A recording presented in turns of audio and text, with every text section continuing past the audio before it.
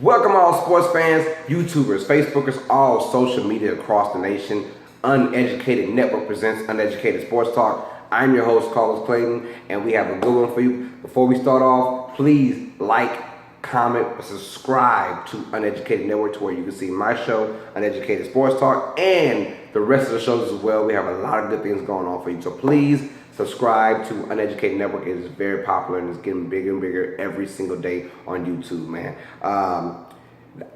Before we get into our regular program, I want to recap again about the Conor McGregor-Floyd Mayweather match. And not necessarily recap, because I have my own recap, so if you want to see that episode, just look down below on the Uneducated Network and Uneducated Sports Talk. It'll be down there. My Conor McGregor versus Floyd Mayweather recap. With Floyd winning by TKO in the 10th round. Yes, I did predict that same round and the same way of losing. So I predicted that. I'm a freaking genius. I know. But the main point I want to hit about this is you had the best pound for pound, best boxer in the game versus almost a pound for pound best UFC fighter in the game facing off in a boxing ring.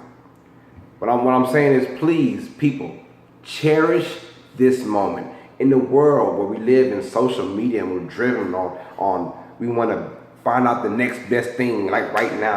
No one takes time to acknowledge that they saw something great. They'll talk about it 2 or 3 days and it's over with. You'll never hear it. I'm telling everybody, please sit down, relax, and just gravitate what you've just watched, what you've just seen. This was amazing. And the fact that it wasn't a pushover. It wasn't like Conor got his ass beat. It wasn't none of that. He held his own and he looked like he actually belonged in the boxing ring. Yes, we all knew it was coming. Floyd Mayweather is the better boxer. He's the best boxer. So he's trained for this all of his life. Conor McGregor has trained in boxing for probably 9 months at the most, to be honest. So we all knew cardio was going to kick in and we all knew this is Floyd's sport. Floyd's not going into UFC, that's Conor's sport, and Conor would tear him up in 20 seconds. So they're not doing that, but it took guts for Conor to go out there. Yes, money is involved. Money will always be involved. But if it wasn't for Conor McGregor, this fight does not happen. Otherwise, your hate for Conor or your dislike for Floyd would not show or would not happen.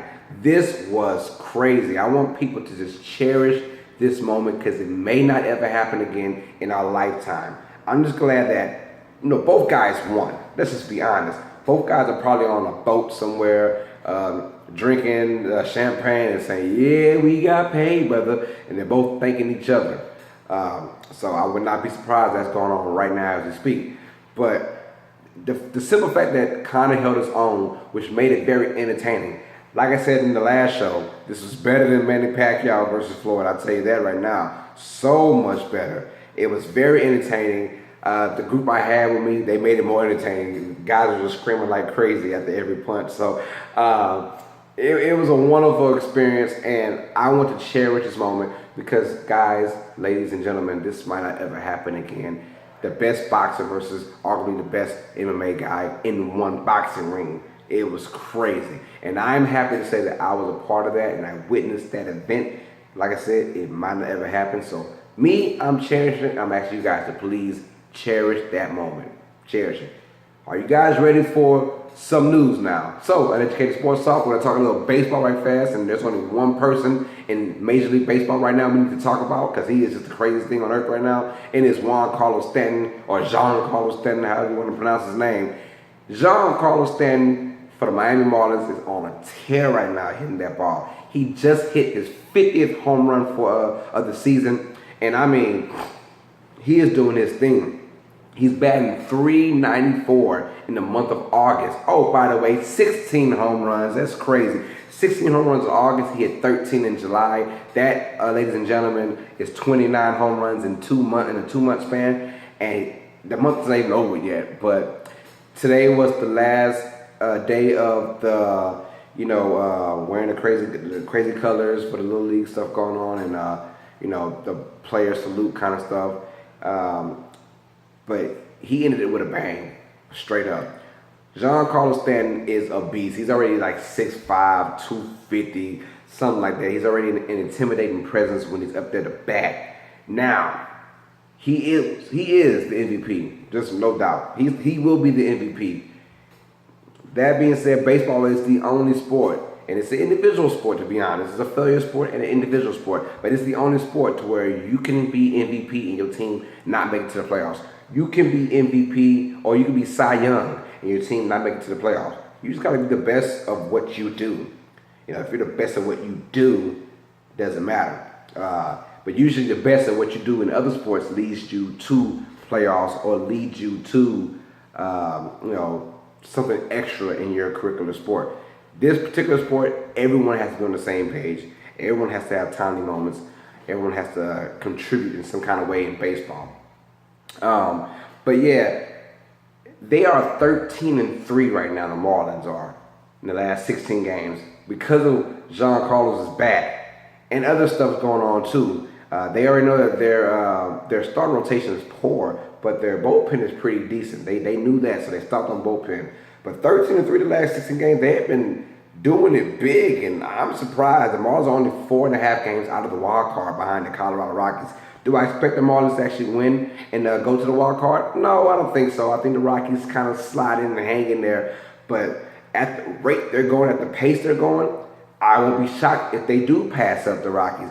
Giancarlo Stanton is a freaking beast. He's hitting .394, so not only home runs in the month of August, but he's been hitting timely hits. You're talking doubles, singles, all that good stuff. He's been doing that on a consistent basis. When Aaron Judge has been the talk of towns this whole entire year until after the All-Star break, he's been struggling mightily.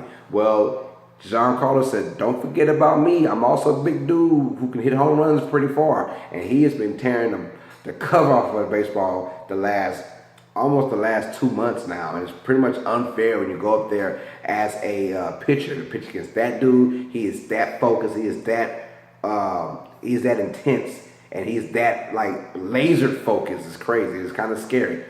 He's on pace right now to hit, I think it's 64 home runs. Now, he did go ahead and say that the Barry Bonds home run record is not the one that he thinks is the real record. Whoever thinks that, it's up to them how you feel. I do think that Barry Bonds record, his home run record is the record that stands, but that's just my opinion. That's a story for another day. But with that being said, man, Giancarlo is acting a fool right now.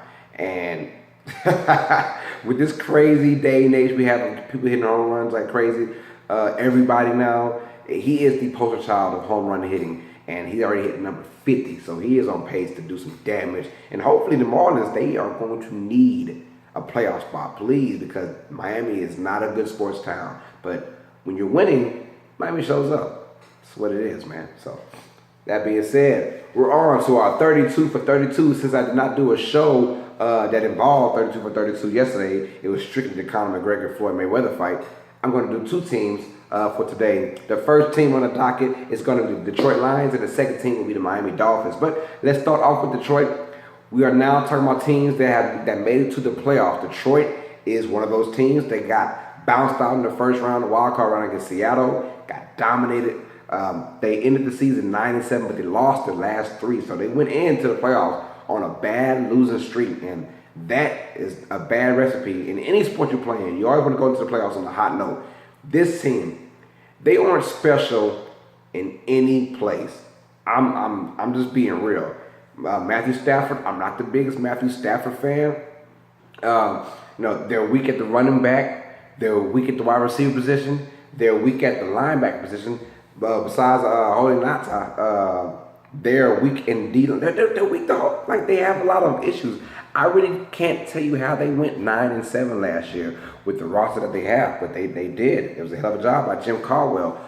Jim Caldwell has taken over that team over the last couple of years now, and he's trying to make something of this team.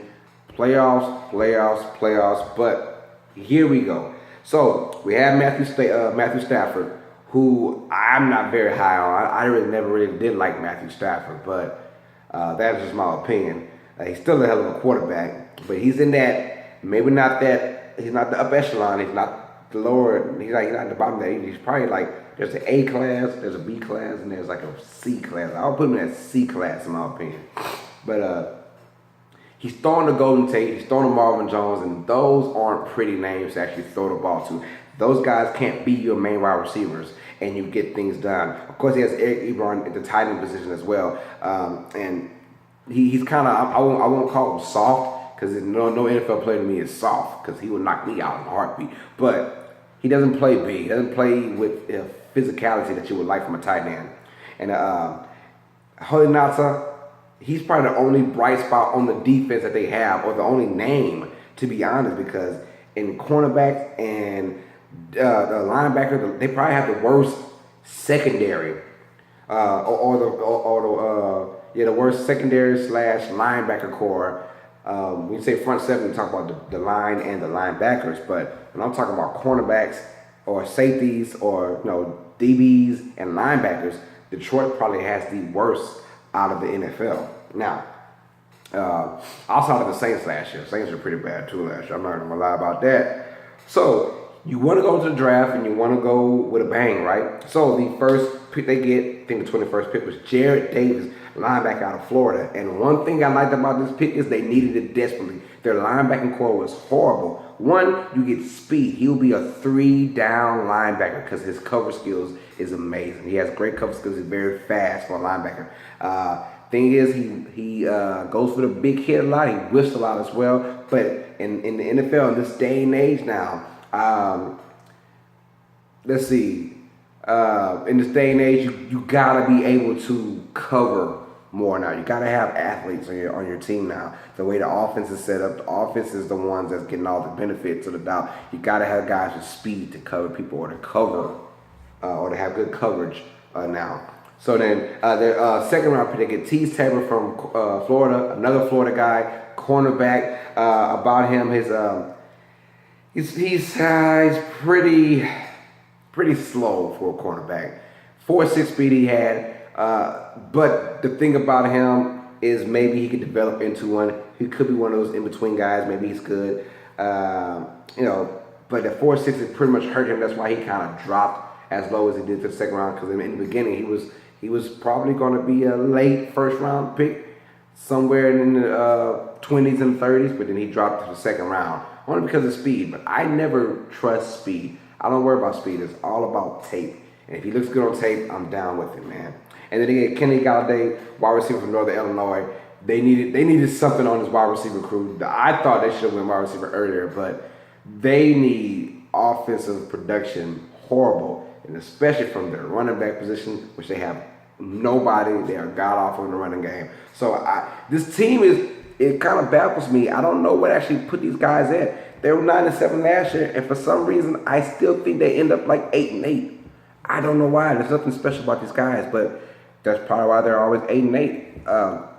With Green Bay in the division, in Minnesota look like they might struggle this year. Chicago's might struggle this year too. So that's why Detroit's gonna still be in it. I think 8-8 sounds about right for them. So if you're the Detroit fan, I'm not hating on Detroit. I'm not. That's not my MO. I'm not gonna hate on Detroit, but at the same time, like, you guys gotta get better. Because in the NFL, once you start hitting that playoff spot and you want to make it, now it's all about the next level. Let's win a playoff game. Let's go to, our conference championship. Let's go to Super Bowl. That's what it's all about. You can't just go 9-7, make the playoffs, and then don't do anything about that, and you kind of drop off. I think they'll go 8-8. They won't make the playoffs at all, in my opinion. But who knows, man? If you're a Detroit fan, comment, how do you think your team will be? I say 8-8, which is basically a mid-tier team. Do you have them higher or do you have them lower? Let me know. On to the next team. We want to talk about the Miami Dolphins. Fresh off their wild card loss against the Pittsburgh Steelers. They went 10-6 last year. And they have a new head coach, Adam Gase. Not a new head coach, but Adam Gase is the head coach, second year there. And he brings some kind of offensive guru-ish to the Miami Dolphins that Ryan Tannehill was supposed to flourish in. When I say was, in the beginning of training camp, he comes on with apparent knee injury, and he is basically out for the season. He had season-ending knee surgery. So what does Adam Gase do? He takes one of his proteges, one of his guys he kind of rebuilt, and Jay Cutler. Jay Cutler was this close from going to a broadcast position. I don't know why. The man has the personality of a cardboard box, so I don't know why Jay Cutler was even going to broadcasting. But nonetheless, he was told and he was kind of influenced to come back to football and play maybe for his last year. And he went out and said, well, my wife told me that it's okay. And I'm like, if your wife got to tell you to come back to football, I kind of want you, just being honest. But Jay Cutler is now the man in Miami. And if you are a fantasy owner, get ready for Jay Ajayi 3.4, 5.0, whatever you want to call it, because he's going to get the ball a lot, because they are not going to trust Jay Cutler at all to throw the ball. And I don't even think Jay Cutler really wants to be there. But when you give a man $10 million for one freaking year, yeah, I'll take it. That's fine with me, man. That is fine with me. So Jay Cutler is the man. Jay Ajayi is going to get a lot of carries. He was the surprise of last year, especially for fantasy owners. He just exploded with, I remember that back-to-back 200-yard games he had, man. That's just crazy good. He's a big dude who loves contact, and he loves to run people over. But they have Jarvis Landry as well, but look for Jarvis to not get as many touches anymore. And then they have Julius Thomas, who might get more touches, because guess what? When you're not that good of a quarterback, your best friend is usually the tight end. And the tight end, Julius Thomas, is still a very good threat to get the ball and do damage. So I see him doing that. So on the defense, they have Sue, they have Cameron Wake. They got guys who could ball on defense, Kiko Alonso. But for some reason, I just think that they're going to struggle. And we saw this so far in the first 3 preseason games. The Miami Dolphins defense, whether it's the first string or second string, but they've both been horrible. They've given 89 points in 3 games. That is almost 30 points per game. As a defense, they have given up. They are not looking good. I think this team is going to be very sloppy this year. I do not like the direction. I don't like Jay Cutler being your quarterback coming in. I thought they could have got somewhere else. I understand the whole Colin Kaepernick, don't do him. He had a Fidel Castro shirt on. I understand that part. But anybody but Jay Cutler, right? Jay Cutler. And let's go with what they did in the draft. And I didn't really like their draft moves. We'll go with Chris Harris was their first round pick, defensive end from Missouri. They just basically added depth to that. You got Cameron Wake, but outside of that, nobody else. So I understand why they went there, but you gotta have it going with something else, right? They get Raekwon McMillan, the linebacker from Ohio State, added more defense to it, and they needed a little. I don't know why they got him, because you have Kiko Alonso. You could probably put McMillan on the outside and Kiko play middle. But when you got a great linebacker and Kiko Alonso as it is, I'm not worried about drafting a linebacker in the second round. I want to, now this is all pre-Ryan Tannehill injury, so I understand why they kind of focus on that, because they figured maybe the offense is pretty good already. And you get Cordrea Tankersley and a cornerback from Clemson in the 3rd round. He's a big, in-your-face kind of cornerback. He's the kind of guy that's going to either do you really good or do you really bad. So I'm very curious to see him do his thing. We don't know, man. I got the Dolphins going 5-11. I just do.